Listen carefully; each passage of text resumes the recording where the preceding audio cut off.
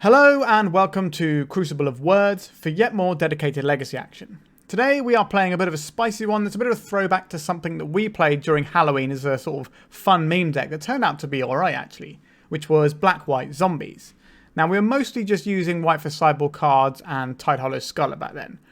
But since then things have changed quite a bit in Legacy, so we now have the Initiative deck, which is like everywhere, which is kind of like the big boogeyman of the format. And somebody piloted a Black-White Zombies deck to a top 8 finish at an event. And I've been sent the list. This is one card different from that one because for some reason there was a 61 card deck. So I've cut one card and that's just to tighten it up a little bit. But this deck is kind of building on from a lot of the things that we had from the previous deck. But we're sort of leaning a lot more heavily into the sacrificey type package. So this deck is a tribal deck. So we have Cavern of Souls in it that we're going to be putting on Zombie. And we're going to be playing zombies with it to try and get uncountable guys so we can get around things like Force of Will and such like. And now the zombies we're playing are quite important here. So Champion the Perished is just your standard zombie beater guy. It's going to grow every time you play a zombie, and it's going to get quite large for a very cheap cost. Now we have a Carrion Feeder, which is going to be very important because this is going to get big. So whenever any of our guys die, they get put into the Carrion Feeder and makes the Carrion Feeder bigger. Now we do have a zombie that can be replayed in the form of Gravecrawler. So the idea is that we replay this as many times as we can each turn in the sort of mid to late game and grow our Champion of the Perished and our Carrion Feeder. So we have these two 1-drops that are going to get rather large. We've also got another 1-drop in the form of Cryptbreaker, which can pitch excess lands or Gravecrawlers even to give us zombies, and then we can also use these zombies to draw some cards. Now that seems relatively straightforward, but that's just the 1-drop slot. So we have these Tidehollow Scullers that I mentioned before, which are part of a wider disruption package. So we have 4 Sculler, 2 Thoughtseize, 4 Cabal Therapy, and 4 Swords Plowshares. So this is our interaction package where we're going to be using these cards to mess with our opponent. Cabal Therapy obviously very good with things like Gravecrawler here because we can get both halves of it quite nicely, and we're going to be able to attack our opponent's hand quite efficiently here. Now we come to the real reason for playing white, and this is one of the cards that I considered before but didn't really lean into it. Now this list is certainly doing that. This is a card called Wayward Servant. It's a 2-mana 2/2 zombie. But it says, whenever another zombie enters a battlefield under your control, you drain life for 1 from each opponent. Now, if we're playing Gravecrawler a bunch of times, that's going to get a reasonable amount of damage in, isn't it? However, this isn't the only thing that we're going to be triggering. We also have this Undead Augur, which is whenever another zombie you control dies, you draw a card and lose a life. So if you're gaining the life of the Wayward Servant, then you can spend that life to draw cards effectively in the same interaction. And we also have this thing called Plague Belcher, which is another one that I looked at. So it's a 3-mana 5/4 with Menace. So it's going to be a little bit difficult to block for some of our opponents. And when it enters the battlefield, put 2 -1/-1 counters on target creature you control. So quite often it's probably just going to hit itself. And it's going to be like a 3/2, which isn't that impressive. But you can put both the counters on a Gravecrawler, for example, and just rebuy it. So it's not really costing you anything. You can cancel out your +1/+1 counters on other creatures too. Or use it to let one of your guys die and draw a card. But the other text on this is what's really important. Whenever another zombie you control dies, each opponent loses 1 life. So this is like another type of effect like the Wayward Servant, except it's on the creature dying rather than coming into play. So if you can assemble some combination of Wayward Servant, Undead Augur, and Plague Belcher, every time you play a Gravecrawler, you're going to be draining your opponent for a certain amount of damage, maybe gaining some life, drawing cards, doing quite a lot of pretty useful stuff. Now that's a reasonable plan. However, we have these 2 Phyrexian Altars in the deck, which read, so a 3-mana artifact with sacrifice a creature, add 1 mana of any colour. So if you would assemble Phyrexian Altar and Gravecrawler and either Plague Belcher or Wayward Servant, you get to go infinite and just keep playing your Gravecrawler, sacking it, getting the black mana to play it again, and you can just keep doing this and just drain your opponent out completely. So that seems like an interesting way of going over the top of some other decks because we've got this little combo finish that we can sort of jam in and get a lot of value from that way. Now, I'm not sure how good this combo is going to be. It's only 2 slots in here, but I'm not sure how good Phyrexian Altar is going to be on its own anyway. But having the ability to just draw this card, which pretty much just wins you the game in a lot of situations, feels like quite a good one. And just having an instant speed sack outlet for a bunch of our stuff is also going to be useful. We sometimes get into a situation where just getting the final points of damage in might be difficult through blockers, and we can just sort of go around that with things like Wayward Servant, Plague Belcher, things like that. Or we can draw a bunch of cards, potentially, and maybe have the mana off the Phyrexian Altar and just play some of the good stuff. So we should have a lot of staying power in these games. So that's the main deck. There's quite a few bits and pieces going in, but essentially we're an aggro deck with a sort of drain out combo-y finish with a bit of value, but we have quite a lot of disruption built into our list. So now we're going to have a quick look at the sideboard. So we've got a couple more removal spells to complement our Swords to Plowshares, because we're going to need to kill some creatures. We've got a little bit of Graveyard Hate and Surgical Extraction. I don't think Surgical Extraction is a great piece of Graveyard Hate right now, but it is turn 0. I do think Leyline is better, but obviously this list doesn't necessarily want to be doing that. We have this one Extirpate, which is a different version of Surgical Extraction, but with split second. So it might come in handy that has the split second, but I'm not sure. This just feels like a cute thing, but I'm playing the list I was sent, so here we are. Conclave Tribunal is a removal spell that can hit non-land permanents. So this can hit a lot of different things, and because we've got lots of guys, we should be able to convoke this relatively easily. Again, this feels more cute than good. I'm not necessarily sure why this is the one chosen, but again, I'm just playing the list given. Fracture, 2 mana, destroy, artifact, enchantment, or planeswalker. So this is doing a very similar thing to Conclave Tribunal for the most part, although Conclave Tribunal can hit creatures as well. So this is mainly going to be used for possibly opposing ley lines, if we want those, or planeswalkers, things of that nature. We have these 3 Zealous Persecution, which is going to allow us to beat out sort of other decks that are going wide, things like elves or goblins. That's the plan, I imagine.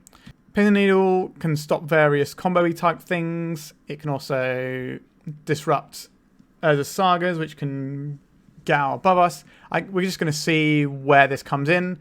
Again, I've not really done much thinking beyond this list other than sort of the main deck and sort of seeing how that's constructed. And we have these 2 Damping Spheres, so these are going to be good for things like elves and such like. It does stop our combo with Phyrexian Altar and Gravecrawler, but when we're boarding this in, it's going to be for matchups where it's going to hurt our opponent more than us, say things like Storm and such like. So that's more or less the list.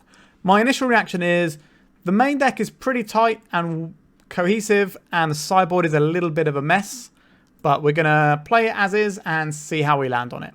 So before we jump into a league, like, comment, subscribe. These 3 things cost you nothing and really help me out. And I'd like to hear what you want me to play.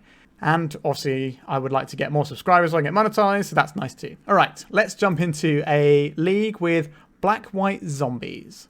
We lost the die roll, so we're on the draw. We have a pretty straightforward curve. 1 drop into either another 1 drop or a 2 drop. So I think we can keep this one. We don't have any disruptive elements, but we do have a curve that we can play up. So our opponent is on the play, and they mulligan to 6. Chromox, so we're probably playing against initiative off the bat, because of course we are. Yep, Athalia. Cavern of Souls, probably going to name Human or Cleric, depending on what they've got available right now. It's Athalia, so we ignore this, but it is a first strike creature, which is something that can definitely do us some harm. I don't think we need to play out the Cavern now, and we don't really want to get Wastelanders, so I'm going to play out this Swamp first and just play ourselves a friendly little Champion of the Perished. So this can be a 3/3 next turn if we draw a creature that's cost 1 mana. We would like to try and get our Cryptbreaker online as soon as possible. Okay, so they just kept that guy back on blocks. Interesting. So now we have choices. We can play out our Undead Augur, or we can play out this Wayward Servant. This Wayward Servant is going to get some damage in. I don't think we want to be playing out the Cryptbreaker now, even though it does give us the access to use the ability next turn.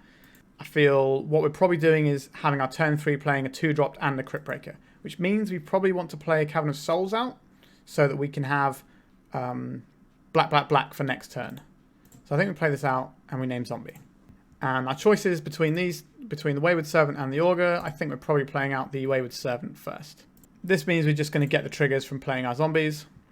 Now, the amount of triggers we're going to get off the Undead Augur without our own sacrifice engines seem like they're not going to be many, because our opponent is a white deck, so they've got Exile removal. Our opponent only has 2 cards in hand, and next turn we play the Cryptbreaker out, and the turn after we can start pitching excess lands to make more zombies. And the turn we play the Cryptbreaker, we can probably tap it to draw, get the tap ability to draw a card as well. So that is the plan for next turn. We can also grow our champion into a 4/4 that can rumble through the Thalia, if it's still alive at that point. Eganjos, this is important as a thing that they can throw at us later in the game. Touch of the Spirit Realm. So probably losing the champion. Yeah, there we go. That's fine. They had to pay 4 mana because they have their own Thalia. Okay, a Carrion Feeder is an interesting one here. I still think we're playing the Undead Augur first though. Let's play this one out on Zombie. So I think we're playing Undead Augur off of black. And And then we're playing out the Cryptbreaker off of black here. And then end of turn, we're drawing a card here. So we've assembled a draw engine. And if they ever do play an initiative creature, we do have some amount of guys that we can rumble with. We'll see. Our opponent seems to have bricked quite hard here and has a lot of land, which is nice for us. So we're going to tap our 3 zombies and draw a card. Okay, so we're getting one of our creatures solituded. We are solituding our 1-drop guy. That's fine. This has already replaced itself by drawing us a card. So now we are on the playing out guys plan. And playing out another guy. So draining some more damage here. We have a choice of lands to play now. The Prismatic Vista will allow us to thin our deck slightly. So I think we'll probably play that one out. We have a choice of whether or not we throw a creature under the bus for the Solitude to stop them gaining life. I don't think that's not something we have to do just yet. But we would like to start drawing some cards with this. I think we are just going to take the 3 here. And then we can start attacking with the Carrion Feeder and sacrificing things. Okay, this is quite an interesting one. So we can go white, black. We can hold priority here. Cast this. With the ability on the stack, we can sacrifice it. So we can do these. And then we can then sacrifice this in response to make sure that we exile the card permanently. Because the trigger of... Because it's like the old ones, it's not until it leaves play. It's got 2 separate clauses. Okay, so this has given us a removal spell here. It's pumping our Carrion Feeder. Our opponent doesn't have anything in hand. It's fine. We drain them for a bit more. Now, I think we're probably in the realms of attacking with this Carrion Feeder. If they block, we sacrifice. If they don't block, do we sacrifice? I don't think we do. I think we just let them take the 2 here. And we'll crack this now for a plains. Oh, we don't have a plains we can crack, actually. That's interesting. We just have the 1 plains. So we'll play this from our hand so we can cast this Source to Plowshares. Right, so we can plow away the Solitude if we want to. Or we can plow away the Thalia and rumble for a lot of damage. So I think we're just going to take this 3 and see what our opponent plays. We know they've got City of Traitors in hand. We can get a little bit caught out, I suppose, if they have another Solitude. That's the downside of hitting this Thalia. But it does allow us to rumble in with a lot of guys. So I think we probably just do want to fire this off now. Okay, so we're going to tap with all of our guys here. We are winning the race by a reasonable margin here. They are gaining 3, but we're bashing for 6, 7. So I'm taking 4 a turn. And they can't really plow any of our guys because we can always sack them to Carrion Feeders and draw cards. At this current moment in time, we don't need to dig for cards, which is why I'm not sacking this Carrion Feeder.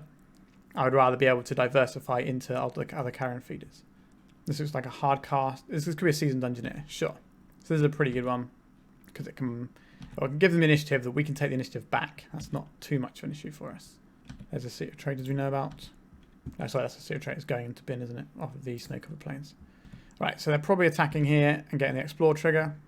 They're not. Interesting. A Gravecrawler. Okay, so this is a great one for us. We can do our thing here. So we can sacrifice this, yield to this, and yield to this. We'll play this one out, so white, black. We'll cast this from the graveyard. We'll sacrifice this one. We'll cast this from the graveyard. Just play this merry old dance. Draw ourselves a card. Play this one. I think we'll probably play this one out just because we can make this one very big, and it can also block. So this is currently a 5/5. So if they put both of their creatures under it, we can sacrifice some other stuff and kill them off. Sure, this is a resource game right now, so sure. So they gain some life here. But next turn we get to rebuy the Gravecrawler play and drain them out for 2, 4, 6, 8, 10, 11, 12 damage we can grind them out for. So I think we are doing all right. We're immune to exile removal. Elite Spellbinder. Go ahead. This doesn't do anything. Sure. So that looked pretty good. Now our opponent did have a pretty poor draw with a load of mana sources though. So I don't think we can get too confident with how that went. So what are we looking at as options? Path to Exile is pretty good removal. I'm certainly interested in having removal against the aggro deck. I don't think Zealous Persecution is good. It can kill Thalia and the 3/1. So maybe it is good if we're trying to do like a damagey racy type thing. We can swing a race quite nicely with this. Conclave Tribunal, not 100% convinced we want this, but it is removal. Do we need an infinite combo? That is an important question for us to think about. I don't know if we do. I don't even know if we need these Cabal Therapies, to be honest. Because our opponent's basically going to play their hand out turn 1. I'd rather have things that are better later on, with like the paths and stuff. The Thoughtseize kind of is in a similar situation. I think I'd rather have the combo ability here. So we're going for more removal rather than hand disruption. Whereas against the combo matchup, we're going to want the hand disruption. So I think this is what we're going to go for. Only having the 1 planes is interesting in the deck because it means we have to be careful when we get it, because obviously it doesn't cast a lot of our creatures, but we need it for all of our removal spells basically. This hand requires more mana sources. I get 2 draws to try and find a land. I have 19 lands in the deck. Like, this hand is very, very good with a mana source. But without a mana source, we do still get to make some plays. So I think we can keep this. And we're going to have to try and draw into a land. But again, it's the most abundant thing in our deck. So it's not out of the realms of possibility. No Chalice on 1. That's nice for us. Okay.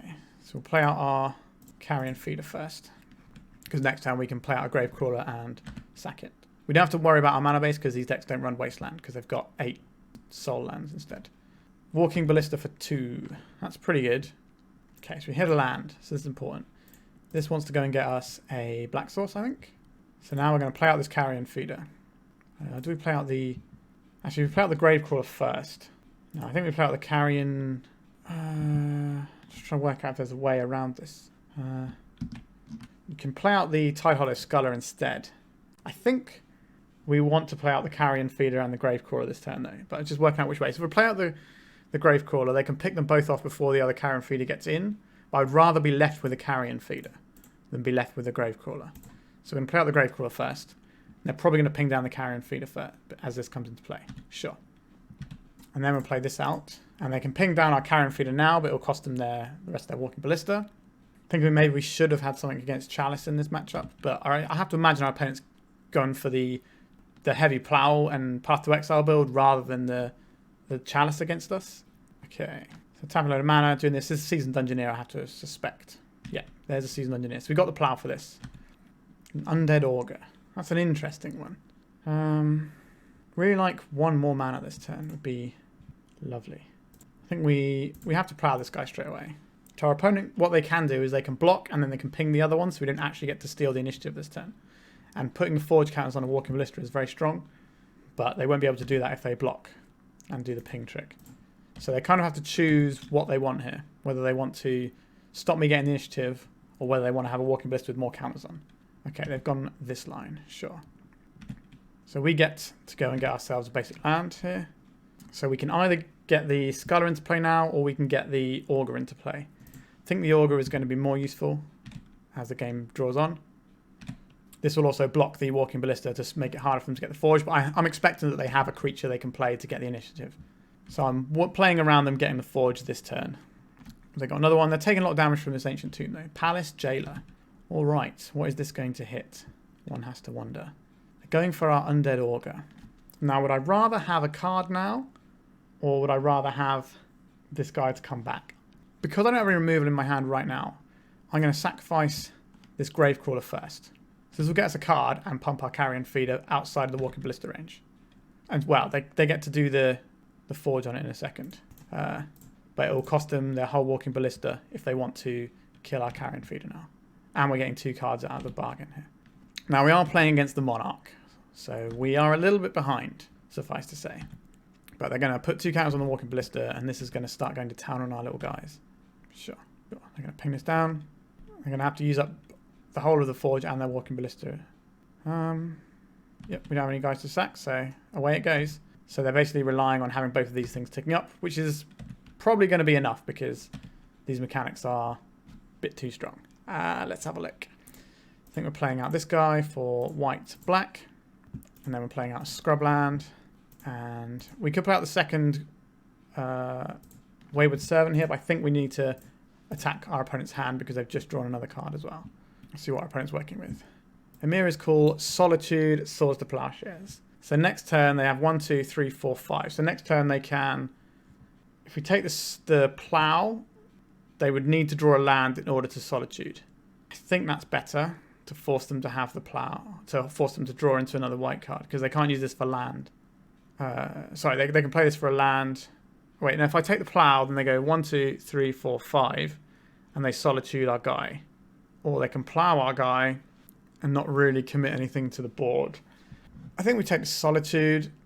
It's awkward. Like, we are losing this game right now, as so often happens against the initiative when they're on the play.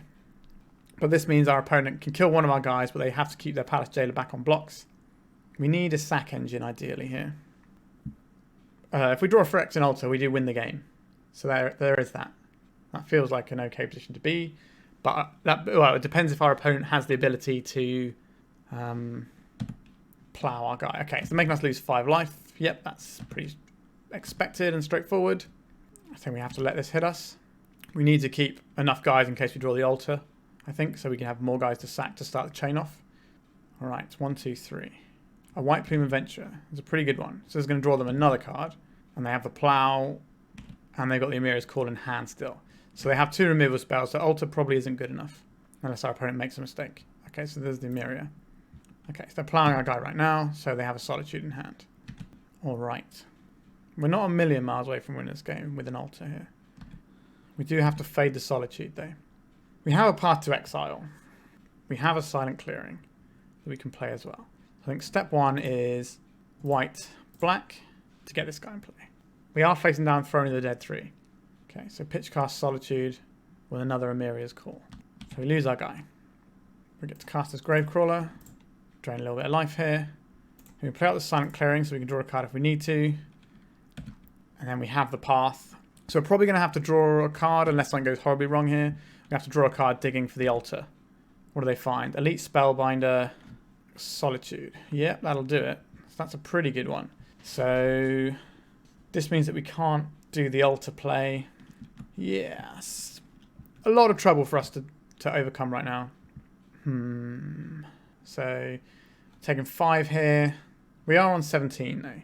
So taking 5.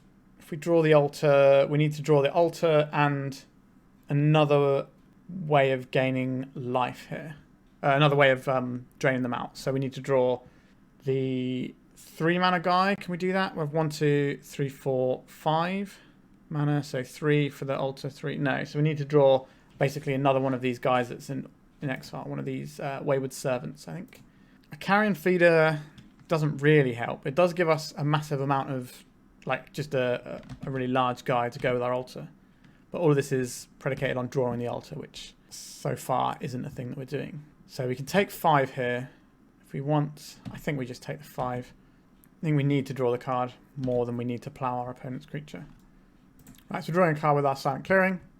We're looking for the Wayward guy and an altar. So we didn't get that, so we have to survive another turn cycle to have a hope of doing that. Undead Augur. That's not a terrible one. So I think we can play out this Undead Augur. We can throw the Gravecrawler to try and draw a card here. I think because we're trying to infinite combo our opponent out, it's better to try and draw this card than it is to...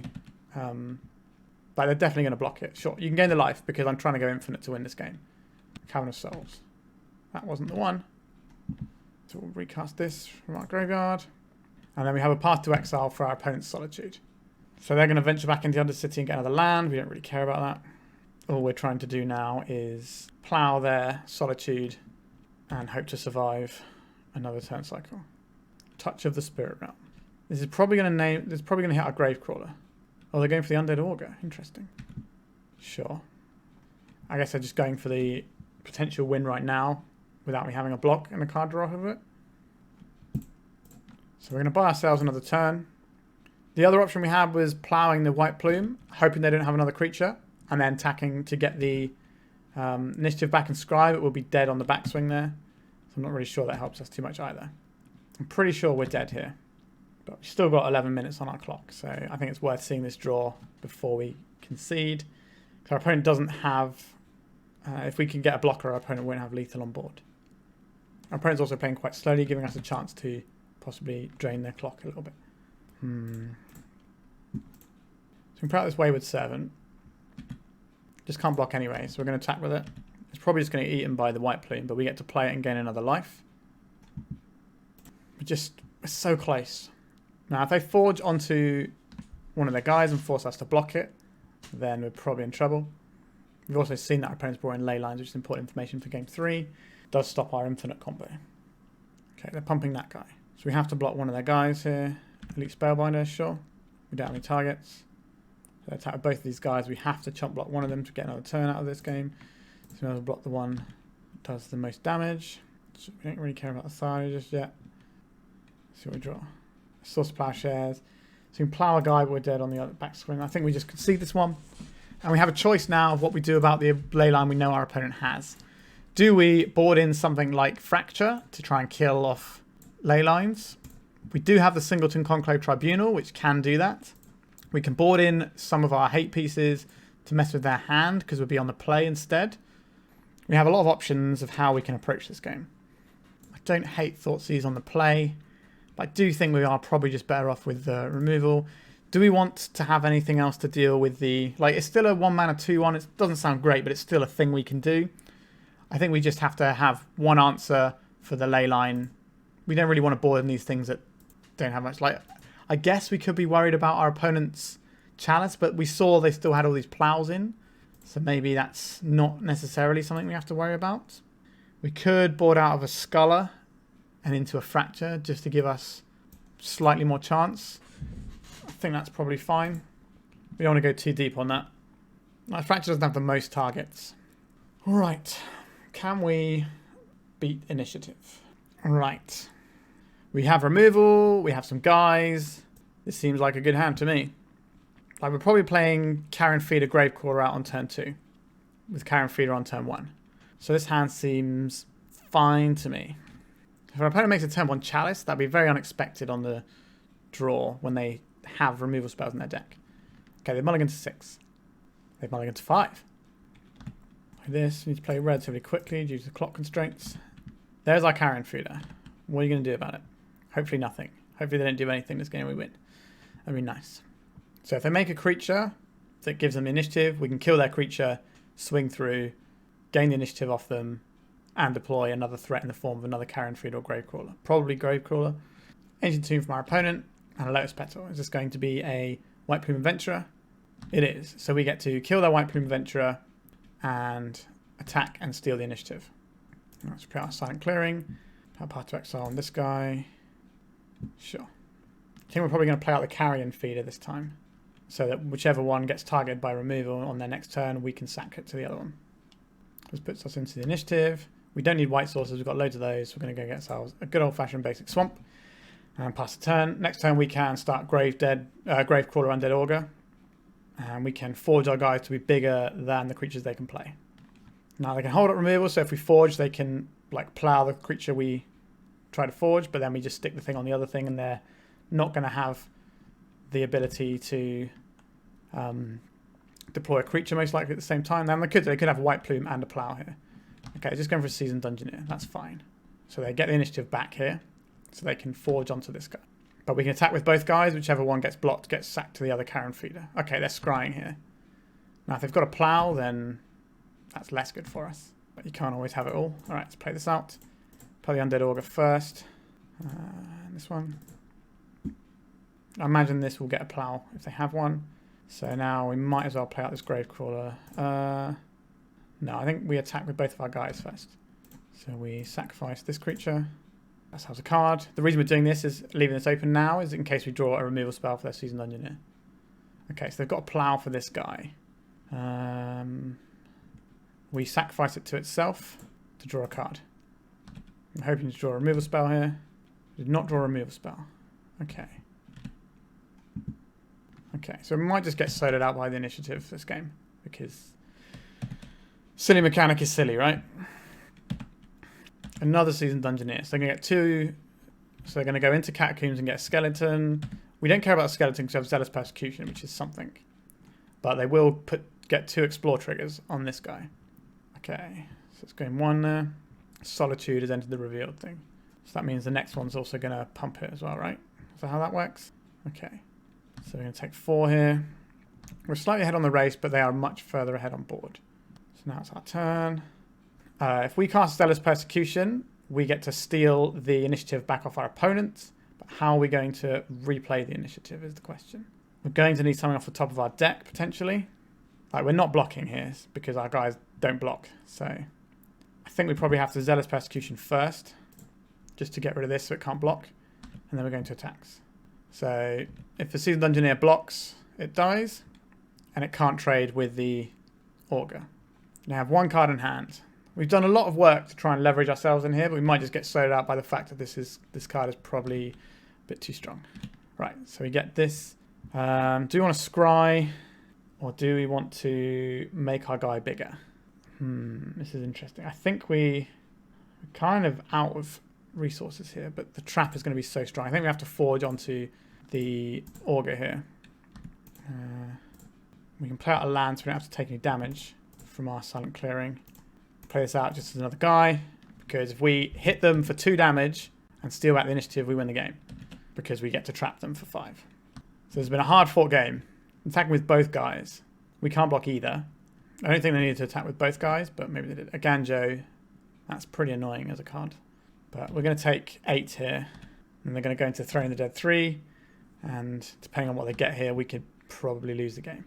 Not ideal. If it's a Solitude or something like that, then we're in trouble. A White Plume that untaps their guy. There's a whole bunch of things they can have here. Okay, so they got a White Plume, so they're untapping their guy. Sure. Now, I believe they have a Solitude in hand that we saw with the Explore actions earlier. So if we attack with everything, that might not do it for us. We can't get this one out of the way. So they're going to untap all of their creatures here. A Sculler, what does that do for us? We can't attack into our opponent because these are just going to die. But we're dead on the backswing. How do we beat this?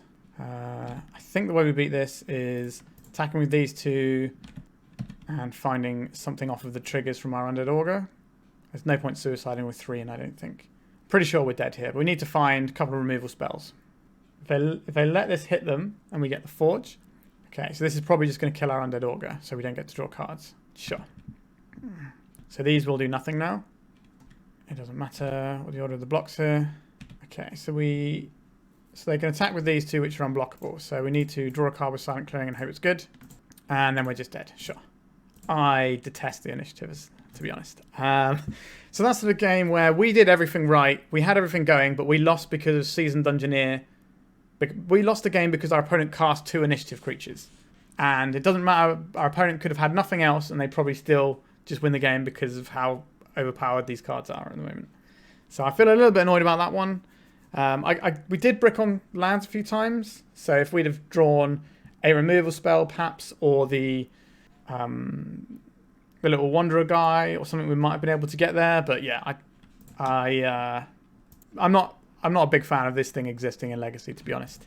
And we got kind of smushed by our opponent who had a pretty poor hand but cast 2 initiative guys. So them's the breaks sometimes. I was told that this list is supposed to be pretty good against initiative, but as my experience has been so far against initiative, the only thing that's really good against it is either turn 1 comboing it or playing Delver. So, alright, let's go on to round 2 and stop whining. So we're on the draw. We've got 2 turns to draw into land. It's a little bit sketchy and we're very cold to Wasteland. I think I'm probably supposed to mulligan this. This is kind of the same, but not as cold to Wasteland. So I think we can keep this one. We're probably getting rid of one of these plows because we can't cast them at the moment. We obviously can't cast the Augur as well, but Chancellor of the Annex, our opponent has revealed. So we are going to lose this game. Oh no, it's another initiative deck. Cool. Okay, so we've lost the game because I don't think we can beat the Chalice on the play like that. We do have... Ironically, if we'd have kept the Cavern hand, we could have played through the Chalice. But we did not. So now we're probably in trouble. Okay. I should have kept the sketchy Cavern hand that dies to Wasteland because of where the format's at now, maybe, I guess. Since it's about 40%, it's 40 to 60% initiative decks in my experience at the moment online. So this might not be initiative, to be fair. It could be something else. But the Chancellor makes me think they're a white deck. Okay. So we need to draw a Cavern of Souls, otherwise we don't get to play Magic the Gathering today. Yeah, if we'd have kept that Cavern hand and we'd have had 1 mana source in our first 2 draws, we'd have been pretty good here. We're looking at... Yep, so... Yep, our opponent's taken 9 damage so far this game, and they're going to play Seasoned Dungeoneer, and we're going to die to it in a couple of turns. Sure. Alright, let's draw a Cavern of Souls. We can't really remove this from play. Okay, we've drawn a Cavern of Souls. So we can play this and name Zombie. What do we play is the question. We can play the Sculler and try and keep our opponent at bay. Or we can try and play the Champion and try and build up. The Champion's only going to build up 1 per turn at the moment. So I think we're supposed to play the Sculler. Or we can play the Cryptbreaker this turn And then next turn we get to activate the Cryptbreaker and play the champion. Yikes, that feels bad, but I think that's the best play we have. Yep, so we're not going to pay for these because we don't need to, because it can't be counted. And we can't play any other spells. Our creatures can only be killed by Solitude, so that's something. Palace Jailer. I think we just scoop this up. Like, it's too far gone at this point. We can't get back into the game because our removal spells don't work, so... Zealous Persecution, maybe okay. These things, probably okay. Probably looking at getting rid of therapies. And board in 1 Persecution. Because we didn't see if they're on the 3-1 plan, we didn't see Thalia, we didn't see Paolo, we saw Chancellor, which makes me think they probably don't have the things that make Zealous Persecution really good. So these are just going to be like a little bit of extra trading and combat. We could board in a Fracture to deal with Chalice, or we can try and hit it early on with things like this. I think we're just going to leave it like this with a bit more removal and see how we go. Yes, I'd like to play. Champion of the Perished into some other stuff. That seems fine. We've got the Plague Belcher. Chancellor of the Annex in their opening hand. And the Gemstone Caverns. I see. Cool. So we don't actually get to make a play on turn 1. Unless we want to play something into the Chancellor, which I think we probably do, right? We just play this and let it get countered. Sure. Otherwise, our tempo is going to be so low. If we're paying 2 mana for Champion of the Perished on turn 2, I don't think we're going to be playing Magic the Gathering at a proper rate against what our opponent can do. Thalia. Okay, we don't care about Thalia. Good to know they have it, though. Okay, so we have potential infinite combo in a few turns if we can draw certain bits and pieces. Play this guy out for black. Crack this for a swamp. We can get Scrubland, actually, because our opponent's not going to tax our mana base here. So we'll get this. We'll cast this. Pumps our champion. Next turn, our champion will be big enough to rumble with our opponent's Thalia. And if we can draw a Gravecrawler, we can infinite combo our opponent out using the Plague Belcher. So maybe we can get this one, but we shall see how things go. Okay, so we've got Solitude, targeting... Let's see. So they're pitching 2 cards for this. What do they pitch? Chancellor and a bonus Thalia. So they're targeting our champion, so we will make our Carrion Feeder bigger. Sure. So our opponent has 2 for 1 themselves twice in this game, and they're still probably ahead. So, a little bit awkward. Is Thalia going to swing? It is going to swing. Okay. They either have a follow-up creature, or they don't really care much about their life total, and they think they can race us. Okay. This is an interesting one. Let me play white, black, play this guy. Now we can either sacrifice it permanently, or Carrion Feeder, or we can just look at their hand and keep saying, okay, we're going to take the Seasoned Dungeoneer and leave them with just a Chrome Mox. The Chancellor's gone, so we can attack here. So if we can draw a mana, next turn we can deploy the Plague Belcher, and then the turn after we can Phyrexian Altar and combo our opponent out. Now we might not want to show our opponent that, depending on how the game goes, but okay, of course they drew a White Plume, sure. So now we're behind again. Sure. So now we're kind of at a situation where we have to combo our opponent out, otherwise we're probably going to lose. Sure, I guess. I have to imagine the Thalia's coming in this turn, no? Okay, they don't have a lot of faith in their White Plume holding back then. Because they can just untap their Thalia, so they should probably have come in with that. Prismatic Vista, okay. So we can't actually play the Phyrexian Altar because of the mana constraints due to the Thalia right now. But we can play the Plague Belcher. Put them on itself. So if we attack with our Carrion Feeder and they double block, or they block with these, we're kind of in a horrible spot. So we kind of have to just draw a land, really. And then we can sack the Sculler for the black mana and just combo off that way. Not great for us. But we just need a mana source so we can deploy our Phyrexian Altar. So they're making their Thalia a massive first striker. Yep, that's certainly a card that I'm not really able to tangle with. This has Menace, but they can untap their guys. They can have 2 blockers back.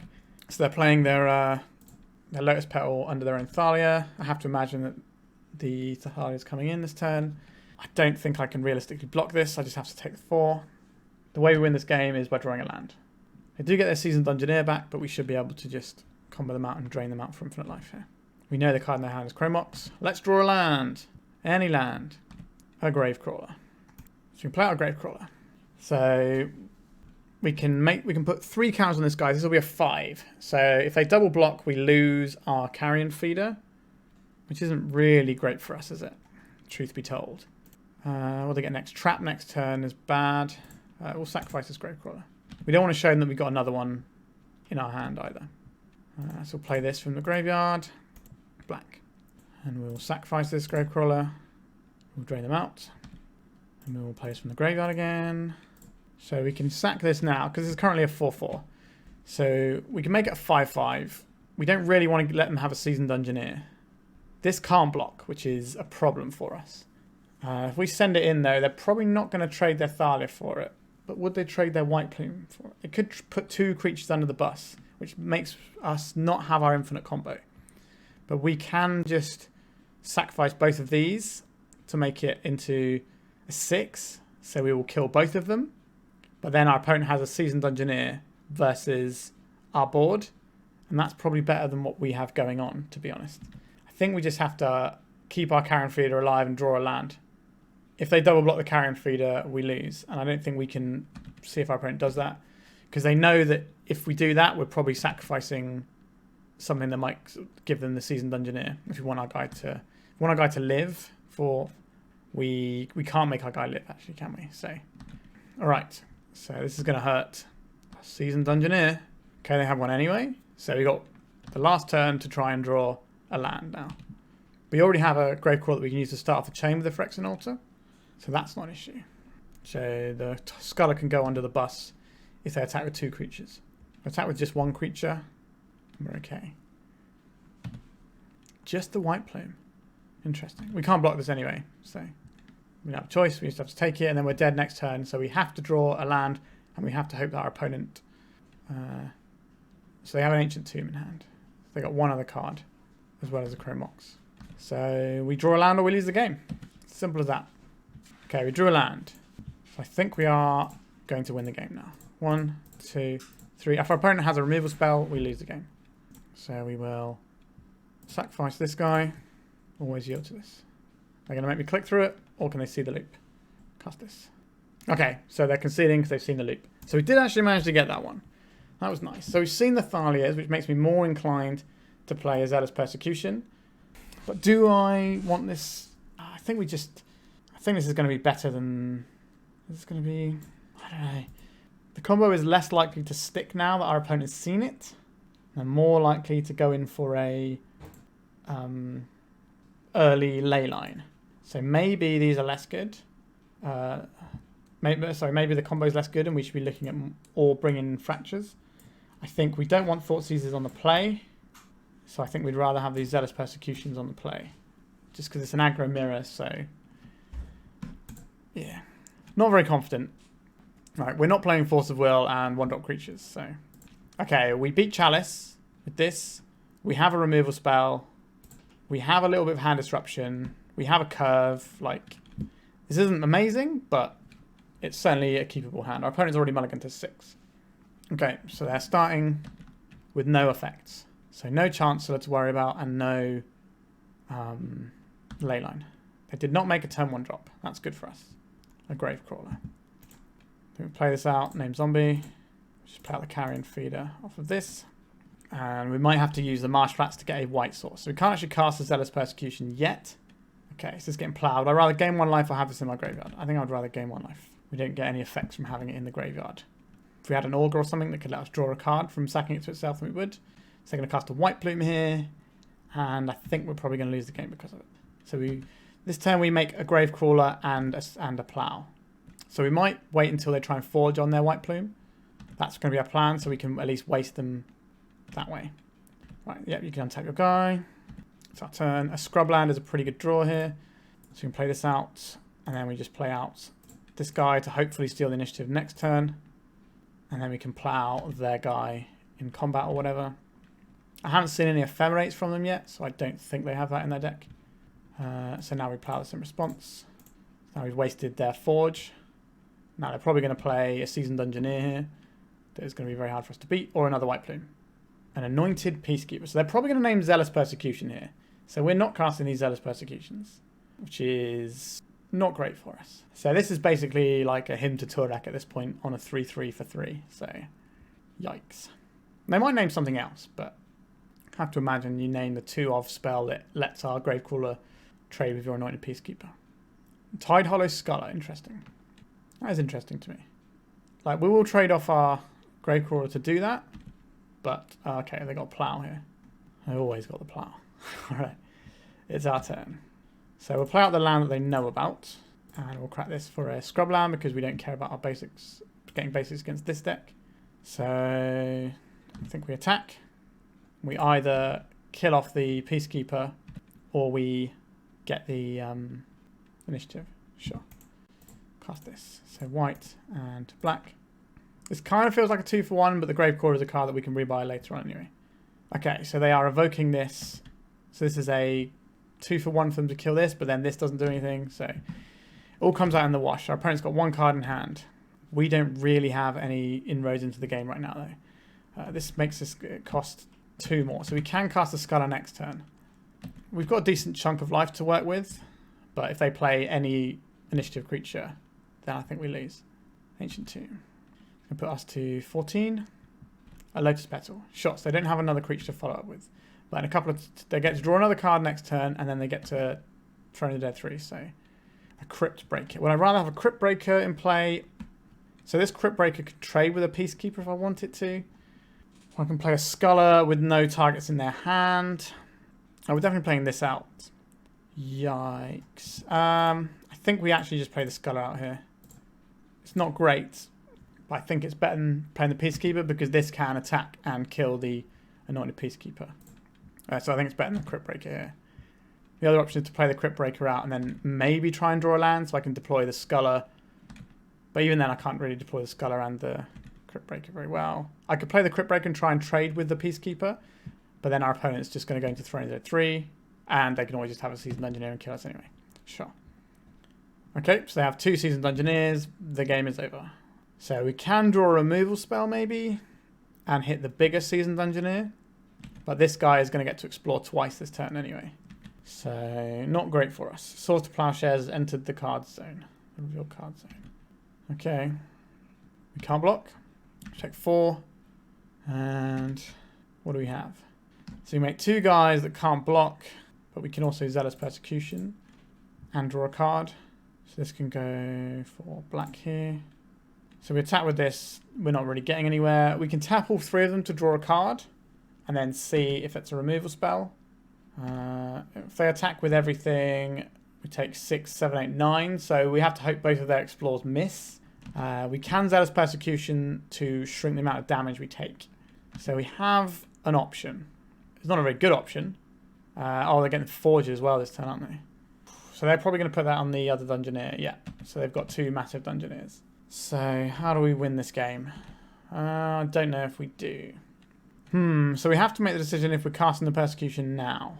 So if these 2 come in, so that's 5, 6, 7, 8, 9 damage. So we cast this and hope they don't explore. So we have to hope their explores miss. That's the way that we don't lose the game here. Now, we are dead to trap next turn. So we are literally just trying to buy ourselves 1 turn here. We have to cast this before this is in play because this is an as it enters the battlefield. So you never get a chance to respond. All right, what is this? A plow. It doesn't really matter. We could have tapped these to draw a card, but we need to chump block with these. So we can trade into the Anointed Peacekeeper. But what they're probably going to do is if they... Oh, I guess if they send all these, we can put 1 under the bus. So we're almost certainly dead here.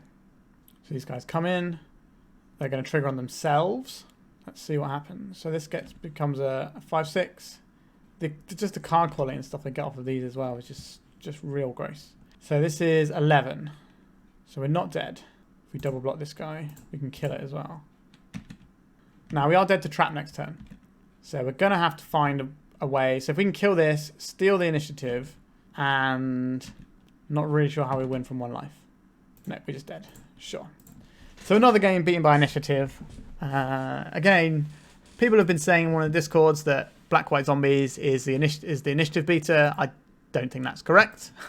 I like this deck though. This deck's fun. It's got a lot of stuff going on with it. I just think that the power level of Seasoned Dungeoneer and White Plume Adventurer is so far above the curve of what should be in Legacy that it's very hard for a lot of decks to beat unless you've got the specific thing of being able to counter the thing and also apply pressure like Delver does. So O2 versus Initiative, but we did get a game off of them both times, but alas, 'twas not to be. Let's go on to round 3.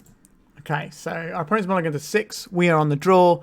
This hand is The Plains is super awkward because it means it's going to be really difficult for us to double spell. We can go Carrion Feeder into Wayward Servant and hopefully draw another mana source before then, and all of our other mana sources will let us cast other spells. So I think this is keepable here. If depending on what our opponent does on turn 1, we might want to Thoughtseize them as well. So we can take a turn off to Thoughtseize, then Wayward Servant, and then start deploying our other things. So we're just going to have to wait and see what our opponent does here. Chancellor of the Annex. Okay, is our opponent playing Reanimator or is it another initiative deck? Kind of hoping our opponent's playing Reanimator. Just because I'm sick and tired of playing against the initiative deck. Okay, Simian Spirit Guide, Gamble, Chromox with Chancellor of the Annex. Okay, I have no idea what my opponent's doing, but it's something new and refreshing for the last, compared to the last couple of games.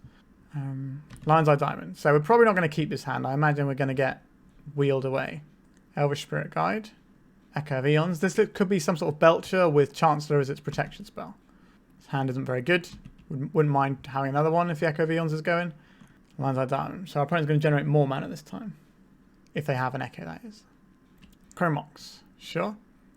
Elvish Spirit Guide has entered the Exile Zone. Desperate Rituals in there as well. So our opponent is very much looking like they're on the Charbelcher spectrum of things. I need one more mana to cast the Charbelcher and activate it. Because the Lion's Eye Diamonds can't help them cast it because it will make them discard their hand. This might be a very difficult matchup for the old zombies. A Burning Wish. So I have to imagine our opponent...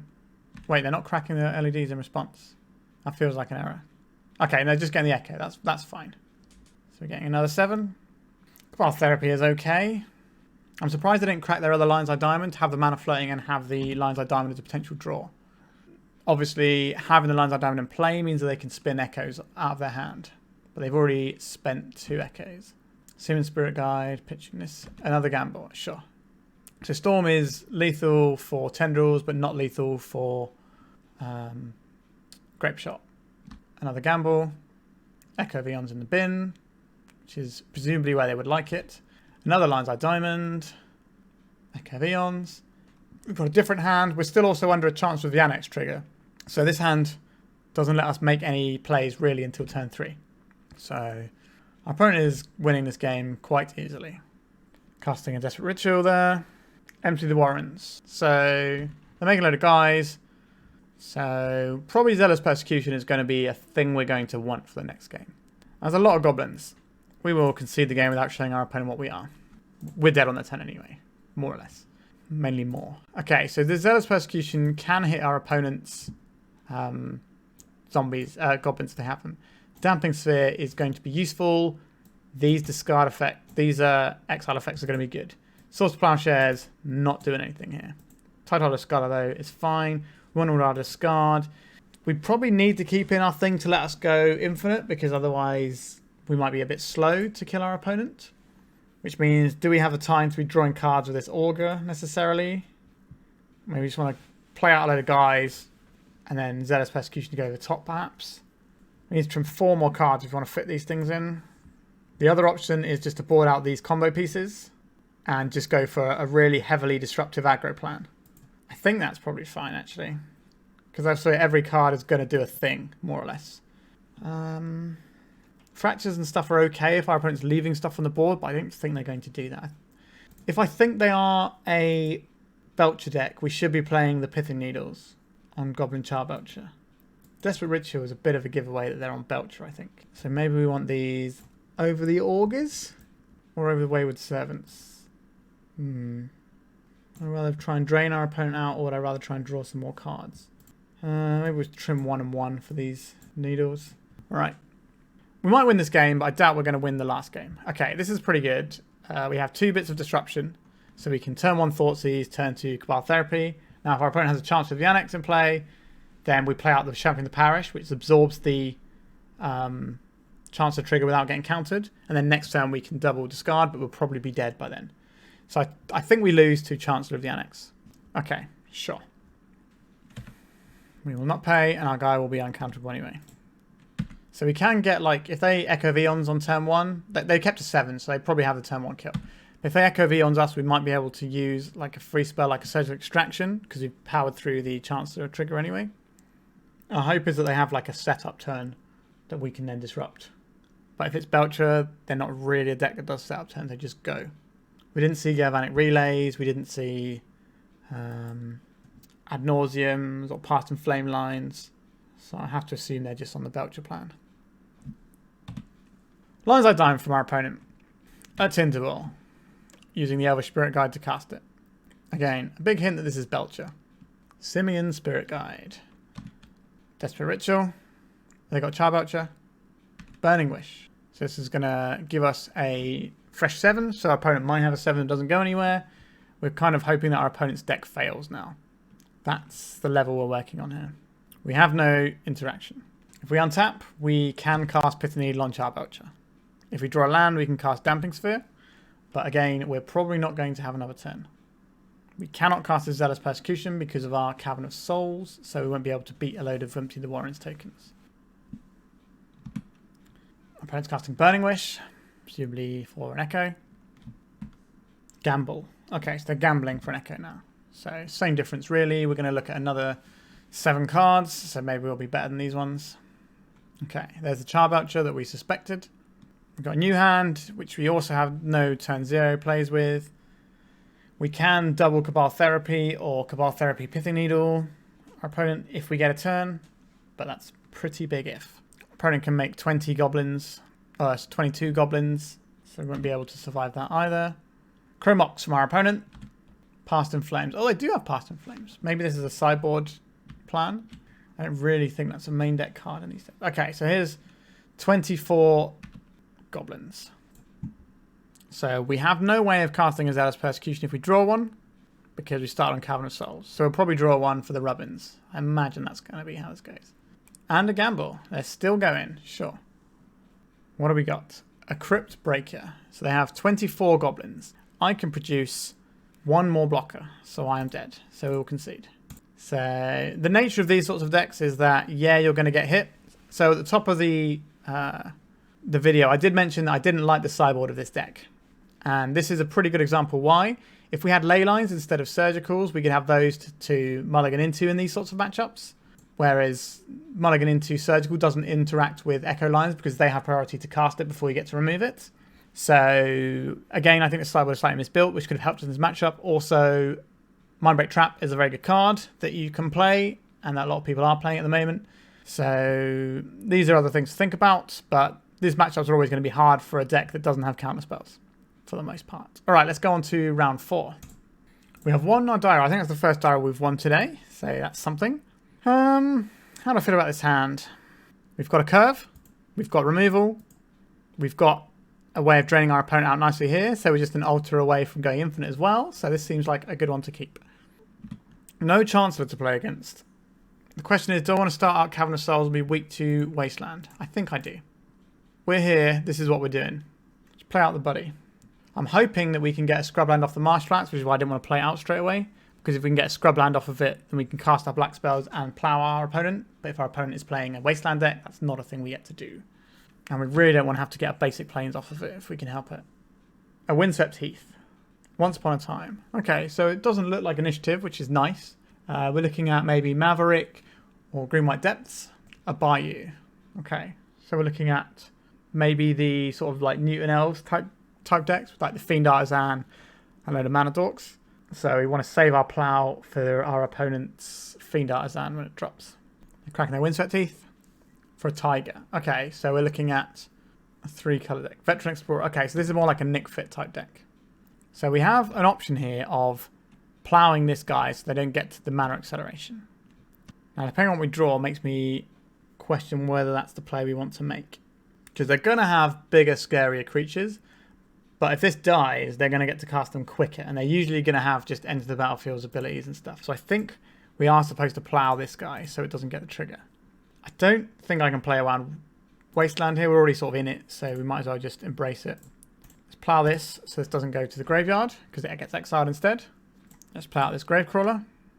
We're not going to sack it for the 1 damage here. But it means we have a guy, if something's going to deal 1 damage to our Carrion Feeder, we can save it. And it's also a 2-power guy. I'd rather save the Cryptbreaker for the next turn. So what we're probably doing with the Cryptbreaker next turn is playing the Wayward Servant and the Cryptbreaker and then drawing a card. Okay, so there's a buy we knew about. Punishing Fire, perhaps? Sylvan Library. Sure. Our opponent is not committing anything to the board, really, so this is good for us. Whereas if that Veteran Explorer died, they could be deploying a 4-drop this turn like Minsk and Boo, which can probably outclass a lot of what we're trying to do. Because new cards are good, is the gist of things. Alright, back to us. Silent Clearing. We don't really want to take damage this turn. So I think we play out this guy first. So this is white, black. We'll play this guy out. I can't imagine our opponent's got Force of Wills in there as well. But we'd rather get this one down because it's the one that draws us cards. This is the better one to use with the dodging counterspell ones. Get a little bit of damage in here. We're going to attack with just the Gravecrawler. And then we're going to use the other 3 to draw a card. So we're going to get some damage in here. And then we also get to draw a card off the Cryptbreaker. Getting some free advertising in the old chat with my opponent there. He seems like a friendly human being, which is nice. That's what you like to see, so I play Legacy. Okay, our opponent did not draw extra cards with Sylvan Library. Relatively reasonable given that they're facing down a lot of threat now. Great. Oh, sick. Greater Gargadon. Big fan. This is like my favourite card in Standard for when it was back in Standard in the day. Okay, let's have a look. Green Sun Zenith for 1. For 1. That's probably going to be a mana dork. I don't think there's going to be something that interacts with our creatures. I think we let this go and then we draw a card afterwards. There's the Veteran Explorer. Sure. Alrighty then. We can drain our opponent for 4 life every turn cycle with these lands and the Gravecrawler Carrion Feeder combo. If we draw the altar, we can just win this turn though. We do have to watch around Endurance, but the way these stack means that we always get the chance to replay the Gravecrawler. And we put on the stack and out of the graveyard, so they shouldn't ever be able to Endurance as long as we don't make a mistake with our sequencing. Or get greedy trying to draw cards with it. Okay. A Sculler. That's an interesting one. And a Plow. Right. So let's get white off of this one and black off of this one. Let's see what our opponent's working with first. And then we can decide how we approach this turn. We might be playing their Veteran Explorer again. But the only problem with that is they can sack it to the Gargadon. Now we can sack the Sculler to permanently remove the card. But I think it's better just to have the Sculler in play right now. Oh wow, this is cool. So let me just make sure I understand what this one does. So this is, when it enters the battlefield, return target land card from a graveyard to the battlefield. Whenever a land you control is put into a graveyard from the battlefield, create a 5/3. So it automatically gets you back your Wooded Foothills, which then makes a 5/3. So this is basically 5 mana for 10 power that then grows. That's pretty good. Mayhem Devil is going to be able to ping our guys down. So we should probably get rid of that. And Green Sun Zenith is Green Sun Zenith. So we can't really afford to do the Veteran Explorer, to jump into the Veteran Explorer, I don't think. So we could just draw a card here. This can't block anyway, so we're not blocking with this.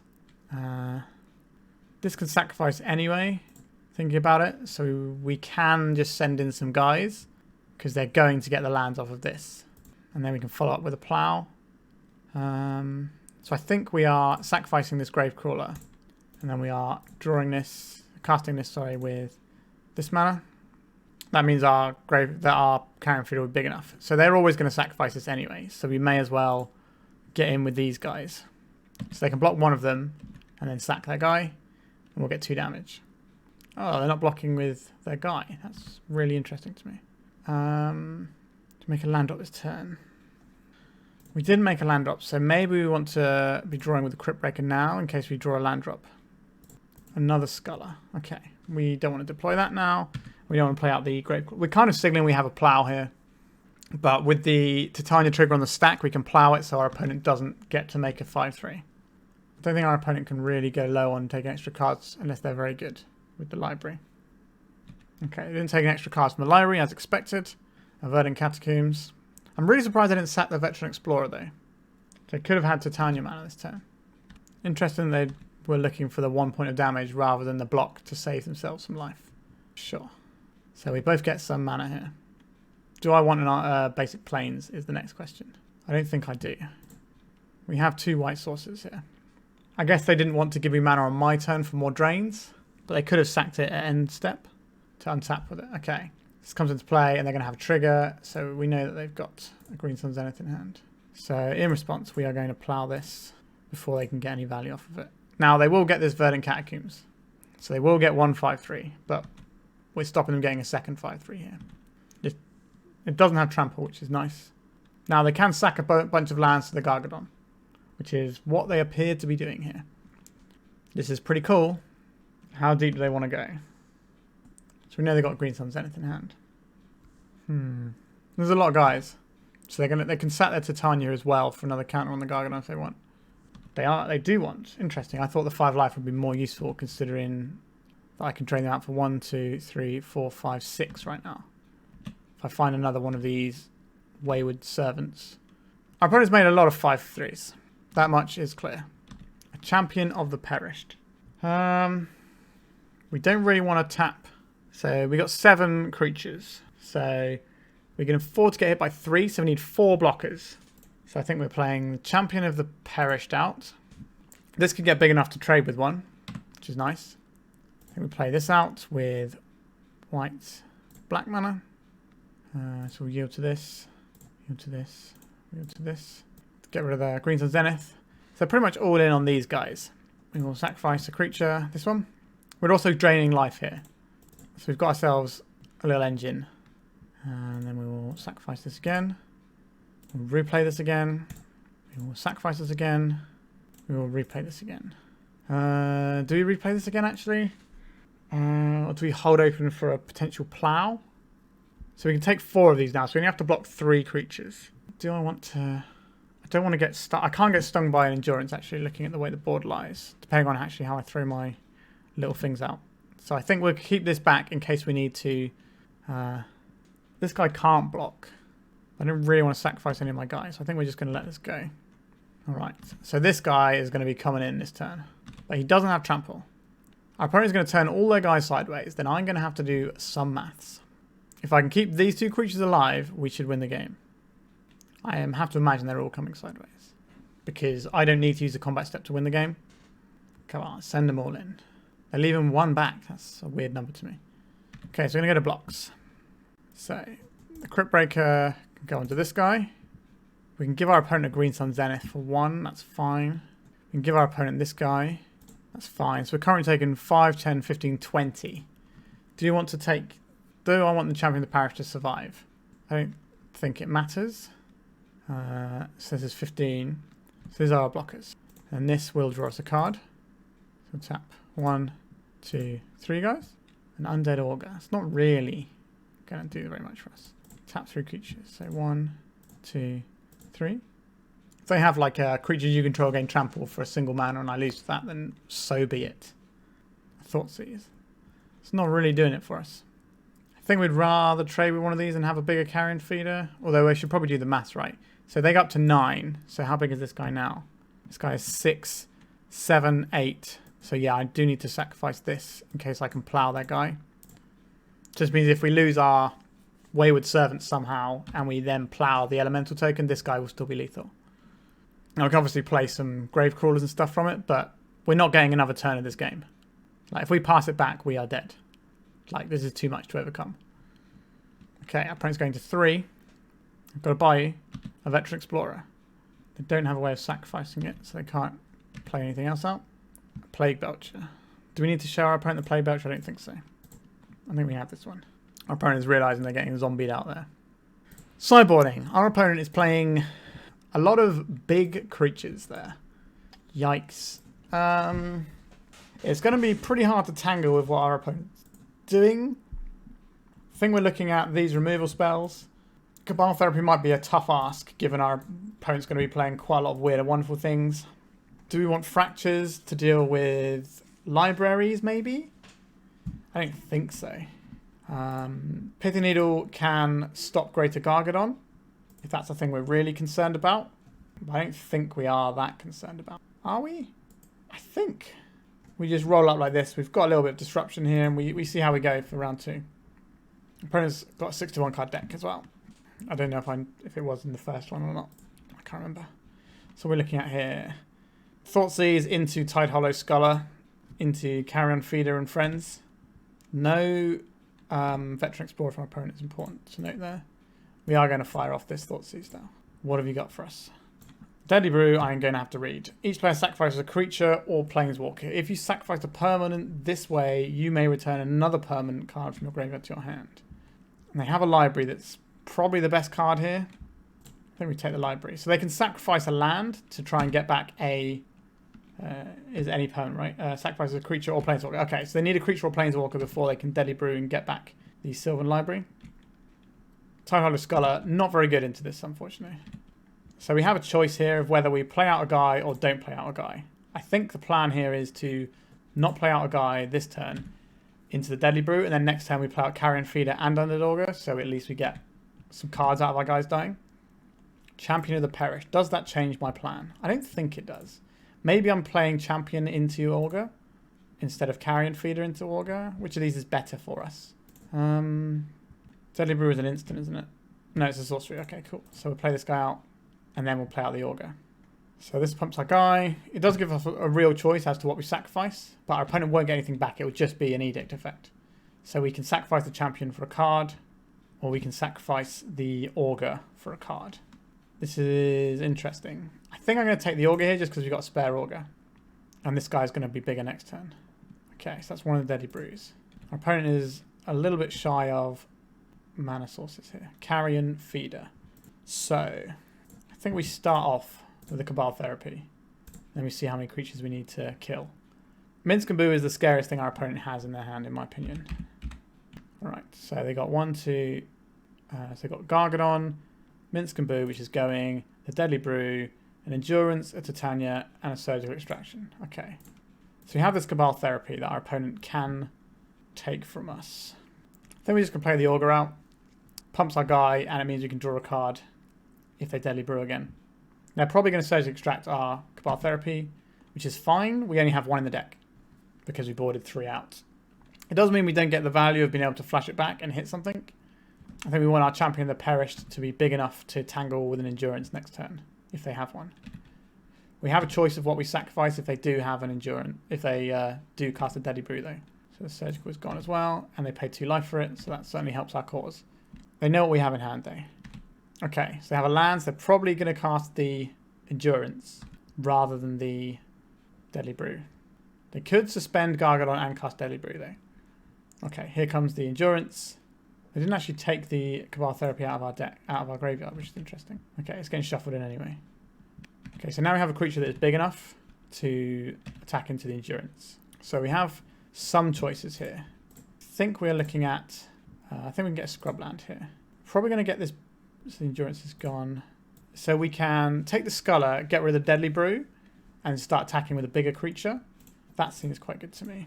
Let's go white, black, play this guy out. So we'll take the Deadly Brew and leave them with Gargadon and Titania. The spells they can't cast. I'm going to play this out. I'm not going to play out the other one because there is a chance that our opponent is playing Pernicious Deed in their deck. And I don't really want to have all of our guys die to that. They would need another land as well though. But here we go. A Green Sun Zenith for 1. So this is going to be a Veteran Explorer into Greater Gargadon, which can sack it and then give them some lands, which will also give us lands. Now, it depends when they do it. They probably don't have to do it now, so I don't think they will do it now. They'll wait on the blocks first. That would be what I would do anyway. Right, what are we going to have? Path to Exile.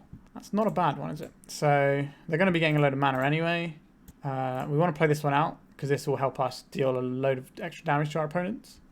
Yeah, so I'll just do this on itself, I think. The other option here is to do it on the Carrion Feeder, and then in response sack our Carrion Feeder. Maybe that's better. That gives us a 5/4 menace. That's probably the stronger play there, actually. Thinking about it. Probably prioritising having the Carrion Feeder a bit higher there. So, if we path this guy, then they can sack this, get Titania. Like, they're getting Titania next turn anyway. And Titania's getting back a Windswept Heath. I think we are just attacking with our Champion of the Perished here. I think we have to save the path for the Titania and force them into an all-in line again. But this time with less lands, maybe? Okay, so we're getting some more lands. Just get 2 swamps, I think. Well, no, we get a plains and a swamp, so we can hold at the path here. If we want to crack the Silent Clearing for some reason. Gives us a Painless Source, which might be relevant, depending on how much damage we're going to end up taking. 1, 2, 3, 4, 5. Deal our opponents 5 damage. I think we probably play this Carrion Feeder. Pumps our guy, since we have the extra mana now. Okay. So they can play Titania, and with its trigger on the stack, I can kill it with a Path to Exile. But they will sacrifice all of their things, and we're in a similar position to before. But I think that's probably favours us still. How many things are you going to sacrifice to your Gargadon? So I have no cards in hand now, but we do have this in the exile zone. Here they come. We're basically trying to play the same game as last turn. We will need to draw some more zombies, but we've got a lot of draws because each of our guys recycles that we draw.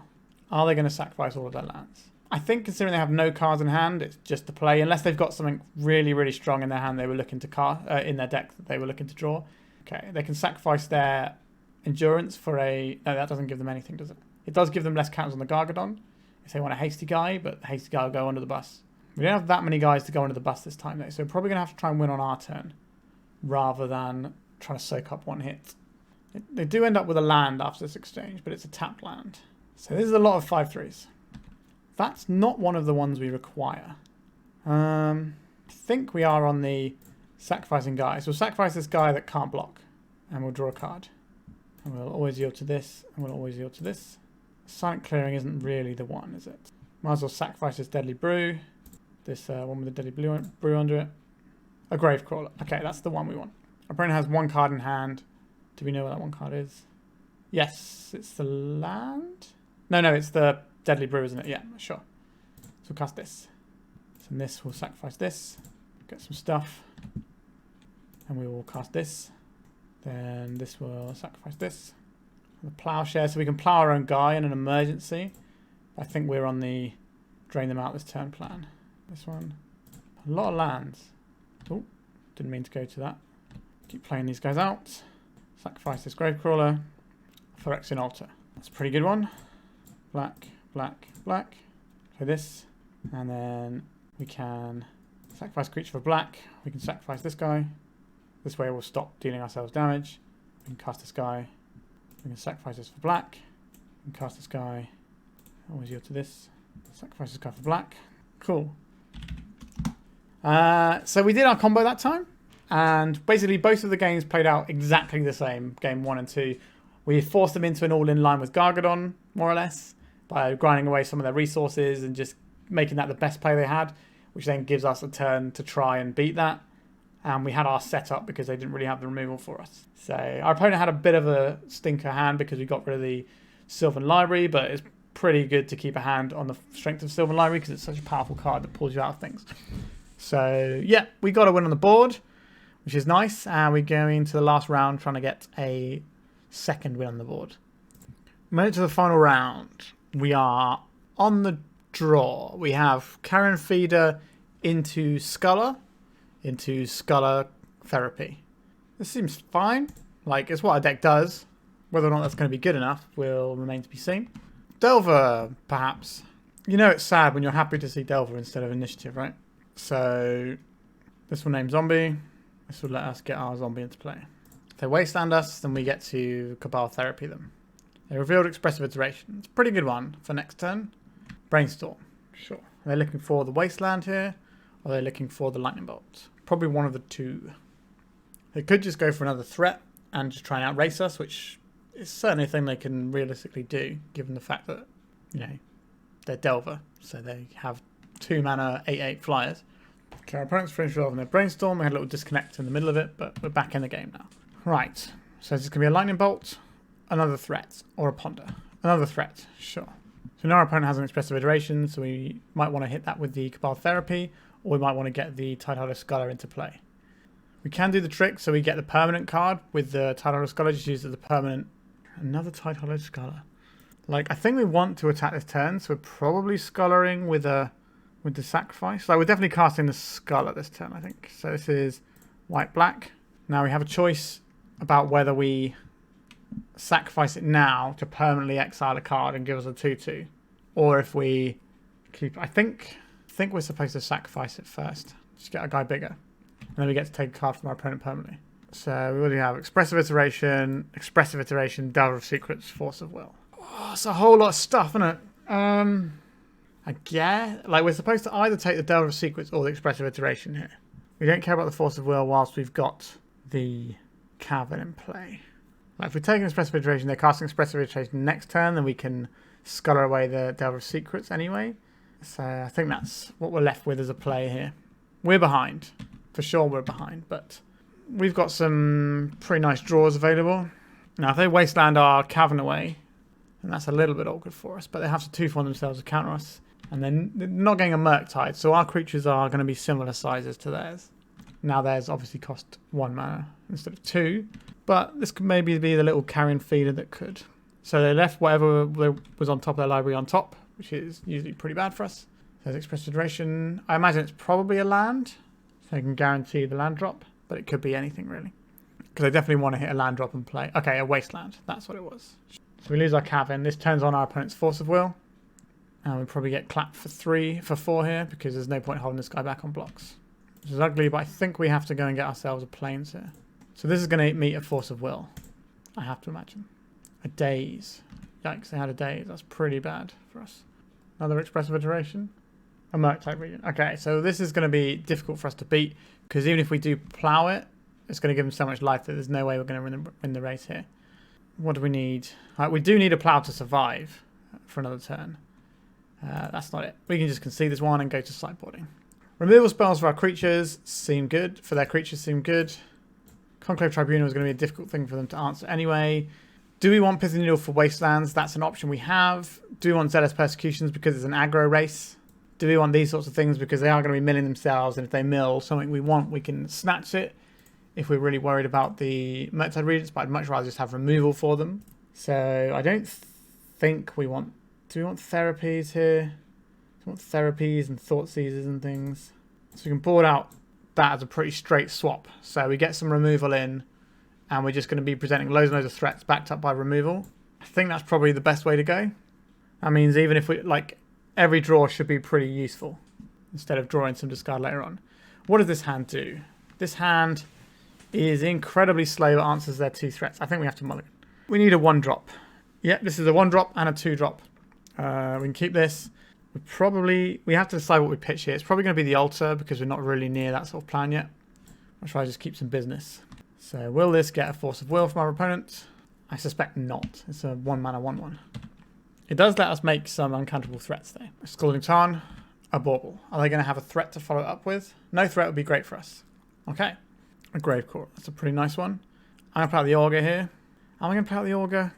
If we play out the Augur, we're playing into Daze. I think we hold back. We discard the Gravecrawler with the Cryptbreaker to make a 2/2. Then we can replay the Gravecrawler next turn. So we can play the Undead Augur and then the Gravecrawler. So we're not playing something that matters if it gets dazed. Steam Vents, tapped. Sure. Not a very strong first turn from our opponent, which is nice. We need a little bit of help when we're playing against a solid deck. Okay, a Wasteland that doesn't do anything. We like to see it. Let's discard this Gravecrawler. This is interesting. We can play this Silent Clearing and give them a Wasteland target. Or we can play out this Tidehollow Sculler. I think I would rather get the Augur into play. So we want to play this first. And we go black, black. So we play the Augur around Daze, but we won't play the Gravecrawler around Daze. So we can attack for 2 this turn with our zombie token.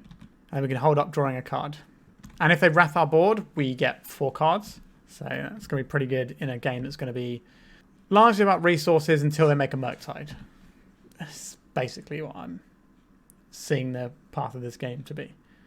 A predict. Okay, so pretty nice combo. Get themselves a couple of cards. Yep, so they're drawing off their Bauble now. They haven't popped this Wasteland yet, which is interesting. Obviously, they used it for the predict, so they're clearly looking for some more tools. Single red mana usually makes you think Dragon's Rage Channeler. Okay, they're going for the Delver. Unholy Heat. So in response, we will draw a card, and then we draw another card when it dies due to the Undead Augur. Sure, you can do that. We are pulling ahead in resources, I think. Carrion Feeder. Yep. And then we lose a life and draw a card here. And a Zealous Persecution. That's going to be a lot of damage this turn, if we want it. We now have the Plow as well. I'm a big fan of this. Let's just try and snap this Delver off right now. If I was my opponent, I probably would be less inclined to have Force of Wills in my deck. Okay, they had multiple Force of Wills in their deck. I see. Interesting. So I suppose we attack with all our guys. You can trade with a Gravecrawler, but it comes back. So probably just going to take the 6, sorry. Got Daze to follow that with? No. Sure. So if they Wrath, we draw 4 cards and we end up with a Carrion Feeder that lives through like the Brotherhood's End or whatever. I think it's 3 mana, 3 damage one. That'll also kill their own Delver. Expressive Iteration, that's a bit slow for where we're at right now. We don't want to use this Plow unless it's on a Murktide, ideally. Delver of Secrets, sure. So they're going to go to 9, get a land, play the Delver out. They're going to have to try and blind flip the Delver next turn as well. This not attacking is interesting because the Carrion Feeder can't block. Maybe they're unfamiliar with Carrion Feeder. Oh, that's a pretty good one. This is GG's, I think. All right. Attack with all creatures. And splattered. Sure. So that went pretty well. Our opponent kept in Force of Wills, which is interesting to me. Normally in this sort of matchup, if I was a Delver player, I'd be looking at having as many removal spells rather than counter spells, because like we're a tribal deck, so we're going to have Cavern, but also a lot of the stuff that they're bringing doesn't really, like, for 2 for 1 yourself for any one of our spells doesn't feel great. Like, it felt okay with that first Zealous Persecution, but again, I don't think it's where you want to be if you're a Delver player. Personally, I normally just want all the removal spells and 1 for 1 type stuff. Anyway, do I want to change anything here? I don't think so. I don't think we want removal on the play. I think we still want discard on the play. I think we still want removal. The question is whether or not we want the Phyrexian Altar. It's quite nice to have the combo in our deck. Is that nicer than having something like Cabal Therapy or Thoughtseize? I think it probably is. Like, if we get stuck under a Murktide or something, just having an I win button is nice. This is 1-drop, 2-drop, 3-drop through a Cavern. I think we have to keep this. Now, again, Wasteland isn't going to be our friend. So, hopefully our opponent casts Ponder, but they're probably going to cast Dragon's Age Channeler, because that's... Okay, Delver. Split the difference. This is a good threat, but not as good as DRC. Champion of the Perished is a very good one. So, name Zombie. This means if we do get Wastelanded, we can still just go up the curve anyway. This means they can't do the Delver Daze tempo play they might have wanted to do. Are they going to flip this Delver? They did not flip the Delver. That's good for us. They did not play a Wasteland. That's also good for us. Now, they can have something like a Braid or something for our guy. I think if you're casting the Ponder there, you want to cast the Ponder before you play your land, so you have the most amount of information about what the correct choices are. And that's a little way you can tighten up your play playing tempo decks like Delver, or just any deck with Ponder, to be honest. And a second Delver. Okay, so we're going for a aggressive racing type strategy here. Surprised they didn't attack, but I guess they're valuing their threats. So I suppose we are cracking this. Do we play into Wasteland? I don't think so, because our opponent can also run Price of Progress. And we have plenty of lands to use. So I think we are just playing this out. They're not going to trade 2 Delvers for a Champion of the Perished here. So we're going to get 2 damage in, which is why I think they should have attacked. Now, if they flip both these Delvers and start bashing us for 6, that's 4 turn clock that gets shorter with any lightning bolts they have. So they have an Unholy Heat. They can kill our Champion of the Perished, but they can't kill our Undead Augur. They can kill our Undead Augur as well, actually, yeah, because it's 2-2, not 2-3.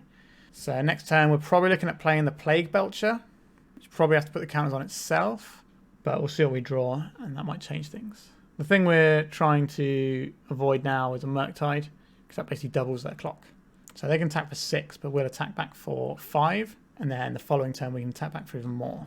If they have Rough Tumble, that's going to be very good, because that can kill our guys and leave theirs alive. They're going for the Champion, sure. So that's the one that provides the most damage, but this will give us a card. Wayward Servant, that's an interesting one. So this is a 3 turn clock now. Our opponent has a mana up, presumably for another lightning bolt type effect. What are we going to find? A Swamp. So we can play Wayward Servant, Carrion Feeder, or we can play Plague Belcher.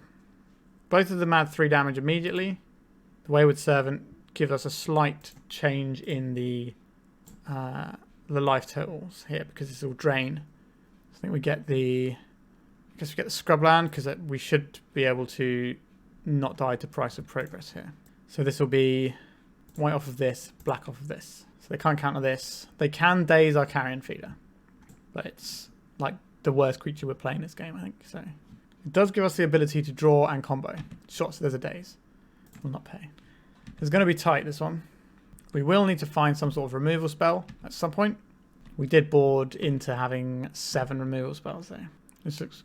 Murktide Region. Okay, so we are dead next turn if we do not draw a removal spell, as is the way of Murktide Region, because it's going to hit us for 13 next turn. We're already taking 6 this turn. So we need to remove this, possibly remove an Insect Aberration, or play some number of zombies to keep us alive. So what do we do here? We play this out. This doesn't gain us life. We're not going to race for 14. We play this guy out to drain for 1, and then we're probably attacking with both of our guys. Try and draw some removal spells, perhaps. I think we are just dead, though. If we attack with this, then it draws a Gravecrawler.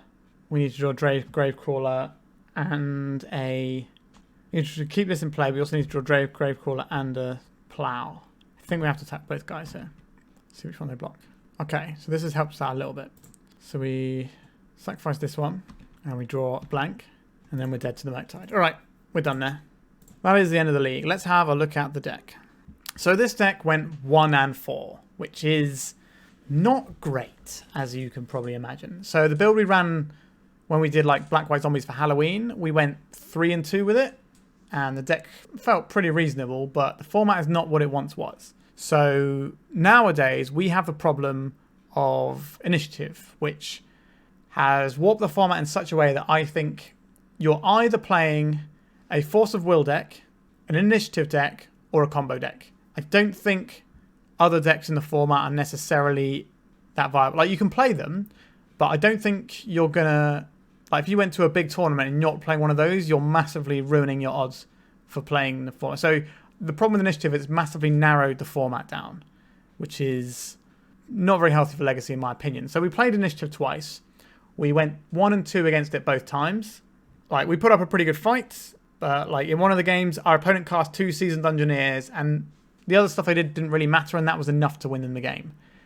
Even though we were, doing our thing and draining them out and stuff like that, we kind of needed to have our infinite combo to stand a chance against the initiative players, really, because the initiative is just too strong, and they recoup the card advantage from like discarding cards to Chrome Mox or to Solitude.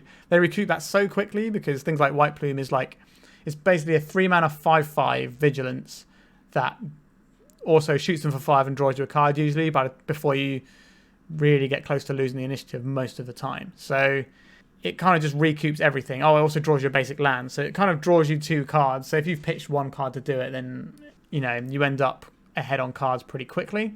So that's certainly a problem. And decks like this don't, this deck felt fine, but it felt really difficult to just get over the last hurdle. And at the top of the video, I did say that I didn't think the sideboard was built correctly. And as we can see, if we'd have had something like Leylines against a Delver matchup, they wouldn't ever be able to put in a Murktide if you start with a Delver with a Leyline play until they bounce it, so it's going to take them a while. And that would just be so much more useful than having these Surgical Extractions and Extirpates, as well as the fact that against the Belcher deck, which is already going to be a horrible matchup, we'd have at least been able to say no to their Echo of Eons. They wouldn't be able to do that, which means that we might have actually won those games from our opponent's hand not really going anywhere. So the sideboard is definitely built wrong. I didn't want Fractures. I didn't think they were very good. I think we boarded them in once as like a hedge. I think we can probably do something better than Fracture here. Like, we're in white. We could run like Serenity. Like, Serenity does hit our Tidehollow Sculler. Sure. And I guess Fracture does hit Planeswalkers. But we could run something like maybe Council Judgment at a push, but we could definitely run something like Vindicate to have a little bit more flexibility, perhaps, with our removal spells. And Vindicate might just be better than Conclave Tribunal, even though we can convoke it. We didn't draw it, so we don't know how necessarily easy it was to convoke, but I guess we were tapping our guys for the Cryptbreaker quite easily. So there is that. But I think the Surgical Extractions and the Extirpates were bad. So let's move these out here and just have a little talk about the sideboard. So the Extirpate and these 2 Surgical Extractions. I think these as ley lines, and then maybe trimming one other thing to give you another ley line is good. I wasn't entirely sure what the Pithing Needle for. It felt like it was not necessarily for any specific thing that we were up against. It was just like, it's a good card that comes in a bit, but I think in Legacy, especially these days, you want more dedicated, I want this card because it's good in this matchup, and it will break that matchup if I draw it. Like, yes, it would have been good to name the Charbelcher.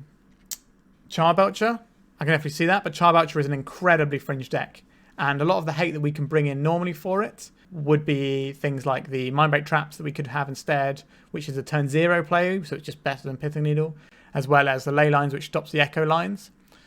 So I'm not convinced the Pithing Needles are also where you want to be. 3 Zealous Persecution is a lot, but again, you're playing aggro mirrors, but you could always just board out one of these, swap one of these for just a better card in like aggro mirrors, especially since the main aggro mirror you're playing is Initiative. So you could have something like a Stillmoon Cavalier, which is a 1 black, white. So you can play it with either black or white. It's a zombie. It's got pro black and pro white, and you can give it's a 2/1. You can give it flying, and you can give it first strike, and you can pump it. So you basically have this guy that can always steal the initiative back off your opponent, and they can't remove it. That seems like where you might want to be if you're going down this avenue, because it's in your creature type for Cavern, and it has protection from removal, basically. So I played Stillmoon Cavalier before when I was playing it, just for the white control matchups, but now we have initiative as well. I think you probably want the Stillmoon Cavaliers in here.